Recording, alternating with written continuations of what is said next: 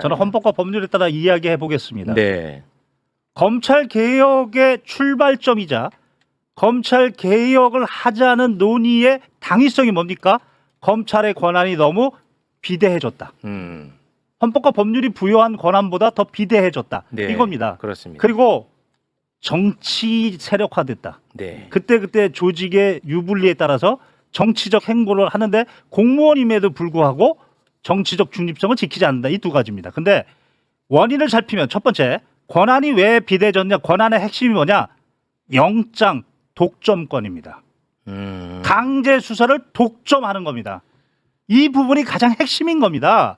그런데 헌법에 반한다는 거예요. 헌법의 12조 3항과 16조에는 영장주의가 어떻게 되어 있냐면 검사의 신청, 법관의 발부라고 되어 있는데 불명의 신청입니다.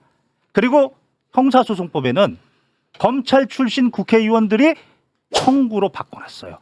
신청은 뭐냐?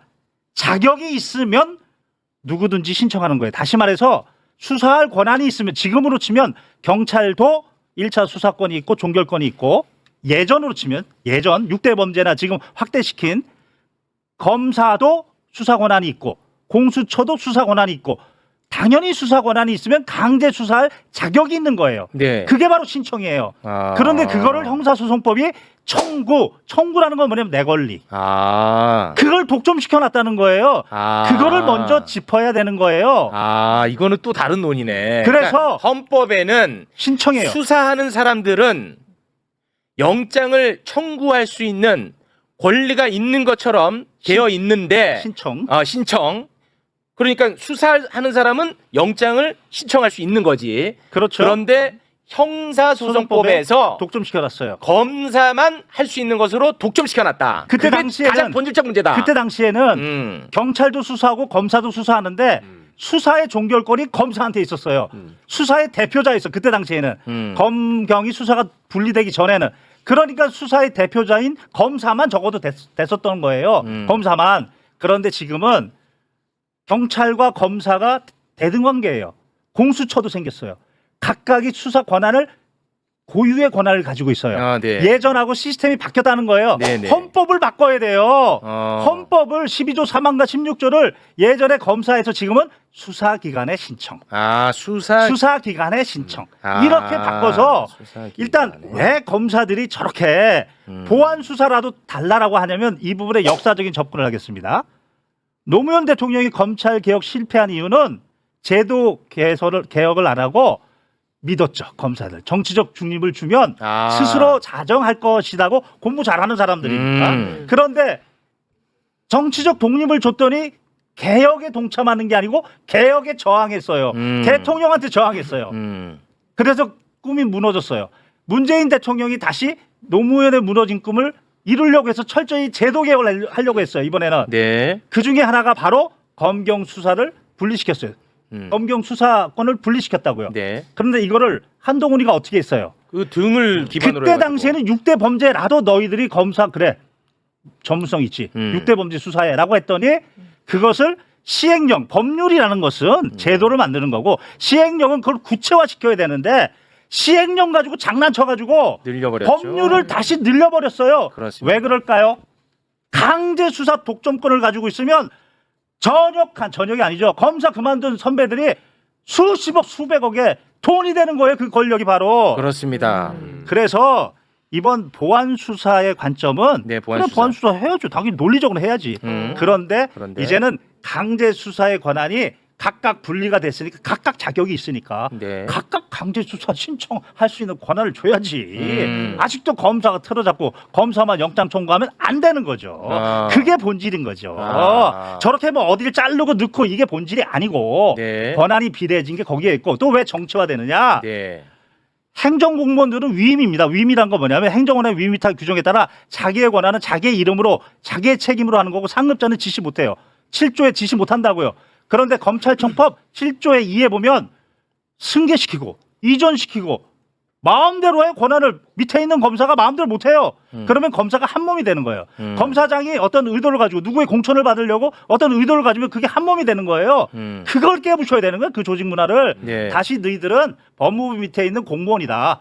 정부조직법 6조와 행정권한의 위임 위탁의 규정에 따라서 동일이 아니고 위임이다. 이렇게 문화를 바꾸는 거고 한 말씀 더 드리면 뭐가 아니고 뭐라고요? 동일이 아니고 동일의 원칙이 아니고 동일이 아니고 어떻게 지시를 합니까? 지시 못해요. 일반 공무원은 지시 못한다고요. 동일이? 사후적으로 감독만 하는 거예요. 6조에 따르면. 네. 그리고 또 하나는 뭐냐면 책임을 어떻게 검찰청법 37조에 검사는 탄핵 뭐 금고 이상 아니면 파면이 안 된다? 다른 공무원 안 그래요. 그렇지. 다른 공무원은 고위 공무원만 탄핵으로 파면하는 거고 나머지 공무원은 징계로 파면하는 거예요. 네. 너희들은 뭔데 왜 신분을 그렇게 과도하게 보장합니까? 그렇지. 고위직에 있는 예를 들어서 뭐 지금으로 치면 검찰청장, 검사장까지는 뭐 탄핵으로 파면하고 말단 검사, 부장 검사, 사장 검사는 징계로 파면할 수 있어야 되는 거예요. 책임을 징계를 현실화시켜야 되는 거고 또 중요한 거. 여타의 공무원과 같이. 또 중요한 거. 경찰 수사 잘못하면 어떡합니까? 법 왜곡죄를 만들자는 거예요. 사실을 조작하고 법리를 왜곡하면 그거는 경찰이든 검사든 그렇지. 공수처든 법 왜곡죄 책임을 지우자. 그리고 이 책임을 위해서는 가장 중요한 게 뭐냐? 이제는 모든 결정을 헌법 37조 2항에 따라 국가안전보장, 공공복리, 질서 유지에 반하지 않는 한 다 공개해라. 공개해라. 이렇게 하는 것이 검찰개혁의 헌법과 법률에 맞는 원칙적 모습이다. 와, 이런 얘기는 요새 잘 안 나오는데 네. 굉장히 그 근본적인 부분까지 이렇게 건드리는 저는 두 달 말씀이네요. 전부터 이걸 연구했고 제 페이스북에 다 올렸고 야. 영상도 찍어놨던 겁니다. 그래서 이거는- 오늘 달려온 겁니다. 이거는 그동안에는 무슨 뭐 행안부 밑에 가냐 법무부 밑에 가냐 보안수사권을 주냐 마냐 이런 얘기를 더 나아가는 더 근원적인 부분까지 건드시는 것 같습니다. 이 얘기를 꼭 하고 싶었습니다. 꼭 하고 싶어서 나오셨고 네. 그런 방향성으로 앞으로 더 가야 된다는 말씀입니다. 그렇죠. 네. 보안 수사권 좋습니다. 어. 다만 그것이 영장 독점권까지 연결이 되면 바로 한동훈의 장난처럼 누군가 또 보안 수사의 범위와 이 부분을 넓혀버려. 다시 복귀할 수 있다. 그렇지. 이거를 보완해라. 그렇지. 이게 중요한 거다. 영장 독점권을 깨야 된다. 당연하죠. 대단히 고맙습니다. 네. 또 한 명의 법률가입니다. 아니 김 변호사님께서 말씀 너무 잘 주셨고 앞에 이제 뭐 조국혁신당 공개 아니나 박원영 검사 아니나 다 어느 정도 다 타당성이 있어요. 필요한 논의이고. 네, 그렇습니다. 근데 김경호 변호사님이 말씀하신 부분들을 제가 이제 제 입장에서 한마디로 더 네. 말씀을 드리자면 지금 하고 있는 논의 중에 안타까운 부분은 네. 기존에 가지고 있는 검찰의 힘을 네. 유지한 상태에서 그 힘을 누가 나눠갔냐는 식의 얘기가 왕왕 오가는 거예요. 그러니까 박은정 검사, 박은정 의원 입장에서는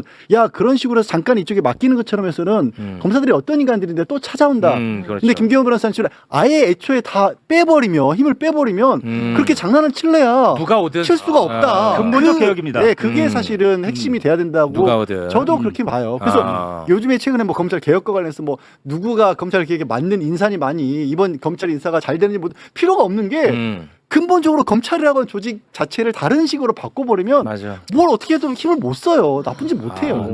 굉장히 아주 두 분이 큰 그림에 대한 이야기를 해주셔가지고 토론이 저는 굉장히 풍성해진 것 같습니다. 네. 네. 아쉽습니다. 저는 이제 일어나야 되고 네. 한 말씀만 드리면 저도 보내야 되는 입장. 네, 한 말씀 드리면 저도 아쉽습니다. 그 지금 대통령실에서 와 있습니다. 한덕수 전 국무총리, 김용현 전 국방부 장관, 이상민 전 행안부 장관 이 사람들이 모두 기소가 됐습니다. 네.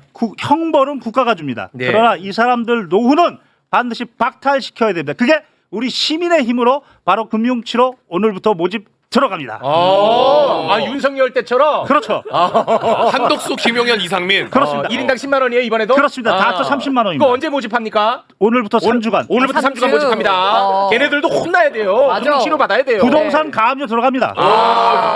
이분은 대단한 분이에요. 바로 행동에 옮겨버립니다. 저 이제 가겠습니다. 네. 행동에 옮겨 이분은.